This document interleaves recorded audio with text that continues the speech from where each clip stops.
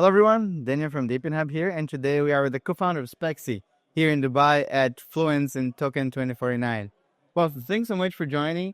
I think we've been seeing each other a lot of places. I think what Spex is doing is super interesting, but I would like to tell everyone who's listening at home or in the car anywhere, what are you guys building and why is it so exciting?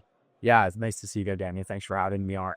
So we're building the largest decentralized drone imaging network on Earth. And so drone pilots can connect to our mobile application and get close to areas that need to be flown on the Earth using our mobile application. They hit go on the mobile app and the drone autonomously takes off and images the area that needs to be flown on the network.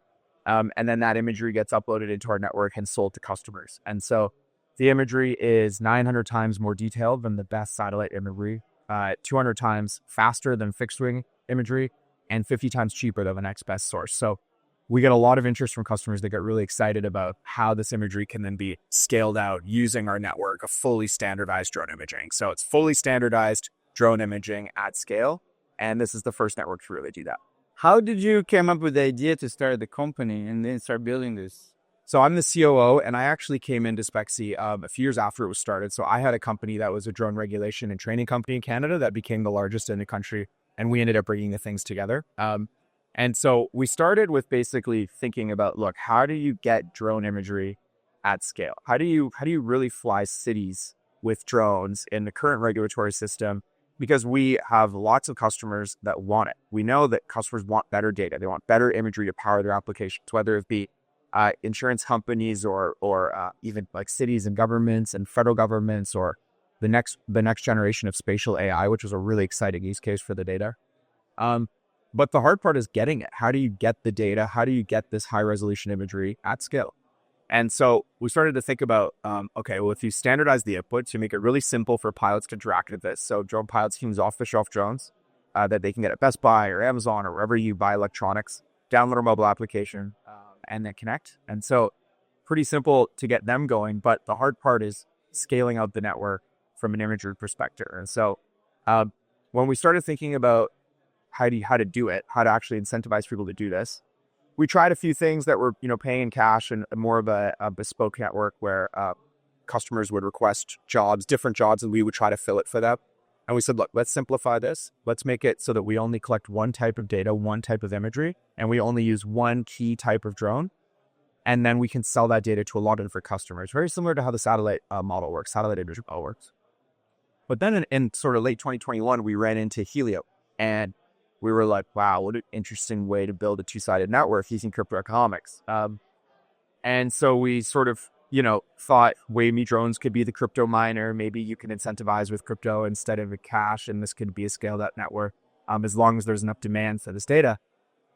And we red pilled and went down the rabbit hole, and now we're the largest decentralized drone imaging network on Earth. And we've got some really exciting plans for crypto in the future. And I do really like the tech behind it as well. Like, you just put the drone and press a button and you see the magic happens, right? Like, the drone goes up super far, takes all the pictures, and then just fly back. It's like sorcery out there. Yeah. And what is the main challenge you guys had so far, and also getting to this Web3 world, and also scaling the project to be like sustainable business? Yeah, I mean, I think the hardest thing for any of these projects is building a business. The business is hard to build because the customers can be hard to work with, right? Getting them to pay you for the product or service that you generate is difficult. And it's what creates a good business. Just incentivizing the supply side with token or with cash and not monetizing that data or that product is not going to last very long. So I think with all DePINs, the hard part is the demand side. We've been focused on that for a long time.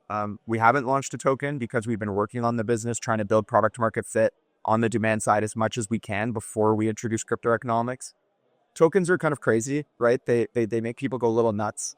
And especially if the economic system isn't designed in a way that is really thoughtful about the supply side and the demand side, it can go wrong quickly. So we've taken our time. We do plan to adopt a token shortly in the next 6 months, hopefully, through the Layer Drone Foundation, which was just announced a couple weeks ago. And revenue. Make sure that what we're doing is monetizable and getting customers in the door. Yeah, I mean, I think if you already have, money coming in and you're paying people in stables or fiat or whatever, it's already like a verified that this business model works. And then I think that the crypto side can just make things a bit easier in terms of scale, because I know that you're not allowing just anyone to go and put their drones anywhere. Like you first look, okay, where is the demand? Then you put some sort of like bounty on that region. How does that work? Yeah, so I mean, the network can make some assumptions on where demand is likely to be based on building density and population density and different signals that are part of the geospatial sort of data market. But so there's kind of two phases to that. So the network will scale out data that it thinks will need to be captured in order to monetize. But customers can also come in and have real time signals. They say, I need data here, and here, and those hexes light up with higher rewards, or if that area is not available for capture yet, or it's already been captured and recently, it will be very obvious where the customer demand is. And then drone pilots can see that, and they naturally just flock to the reward. So it works really quickly. I mean, in areas that are already spun up in parts of North America that we have the test net running now, we've seen drone pilots capture imagery within like 3-4 hours of a customer signal, which is unheard of, right? In geospatial data and like imagery, this is unheard of. It usually takes, for planes to do this, which is the next best data source from satellites, it might take 3 weeks, 6 weeks, right? Get the plane up, get it over where it needs to happen. The data needs to get processed. And satellites can do it quicker, but the resolution isn't nearly enough for a lot of our customers. And if there's cloud cover, satellites can't see through it. So the drone, what we've built is the new standard for this kind of data. And we're just seeing it play out. It's really exciting. How do you see this scaling for the next drone technologies? Like, are you following up with all the different changes? I'm not a drone expert, so I have no idea. Are the drones getting better? There's like more technology they can work with. How's that changing? Yeah, they're like cell phones. I mean, they're getting, twice as good every year and a half, roughly. And the cost keeps coming down. So the other great thing about our network is the drones we work with aren't specific to our network. You can use them in many different applications. And so that means that there's a lot of market forces making these drones better because there's a lot of demand for drones. Like, who hasn't flown a drone these days almost, right? Like, at least you've seen someone fly one or you've tried one or something. And so that's a really big plus for us. And it helps when the technology is just getting better and better. We also work with only the sub 250 gram drones, so really small drones. And that's because they're out of sight, out of mind when they're flying, but they're also just really incredible drones. And they're very easy to, like, the compliance side as well. It's a bit easier. Yeah. So on the regulatory side, sub 250 gram drones are just much easier to operate. In Canada, you don't even need a license to fly a sub 250 gram drone. In the United States, you do. In other parts of the world, you do and don't. It really depends on the country. But regardless of if you need a license or not, they just have a better regulatory treatment because they're lighter. So they introduce less risk, which means regulators are less concerned about them. And you guys are initially focused more on like Canada, the US. When do you see the expansion around the world is going to happen? So we're focusing in North America to try to build up the supply and the demand side in a way that is balanced and thoughtful and has enough revenue that makes sense to expand further. We're looking at this ratio of 20-1. So for every $20 of value that go out to the supply side, $1 each come in on the demand side. And if that can work at scale, we think that's actually a really healthy way to grow the network, especially in the early days. So North America right now, we're in most major cities in Canada, 30 cities in the US, roughly, if not more now. We're launching cities all the time.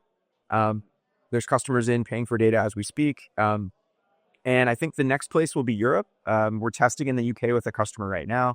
And there's lots of demand for other countries in Europe. So I think Europe and Australia, New Zealand is probably the next place. Yeah, I do appreciate actually this low growth, right? Because we see some projects in the past that they have They have a little unsustainable growth that can really hurt the project as well. You guys are going to be having to deal with a lot of scammers, gamers, people trying to take advantage of the system. It's going to be crazy. Slow growth, controlled growth, I think is the way. Yeah, and I mean, in crypto, there's precedent, right? That the network just goes as fast as you can possibly incentivize people to grow it. And, in our community, which is growing like crazy right now, we're almost at 7,000, I think, in our Discord community. people are always like, when Singapore, when Lisbon, Hong Kong, when Lisbon, when wherever, right? And it's like, yeah, just we tell them the best way for us to go where you want us to go is to bring us a customer.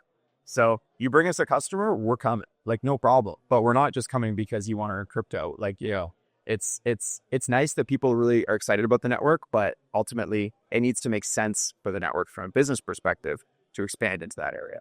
And I think that's the bit of DePIN, right? Like, if you put demand somewhere, it's gonna grow. It's gonna have people coming immediately. I think it's now, table stakes that people will do things for crypto. Like, this is proven. Helium did, the big launch of this stuff in 2021, and it was like, wow, this works. Okay, now what's the business?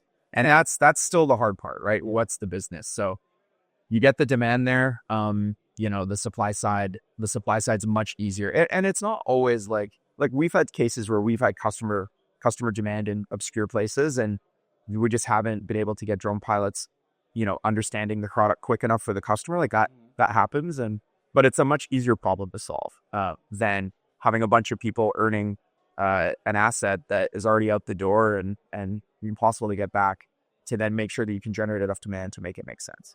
And for you guys, what are the next steps now? You're gonna release a token. What else? Yeah, so the Layer Drone Foundation was just announced a few weeks ago. Spexi's spun out our blockchain and Web3 tech into the Layer Drone Foundation. It's a separate entity, and it has plans to launch a token probably within the next 6 months.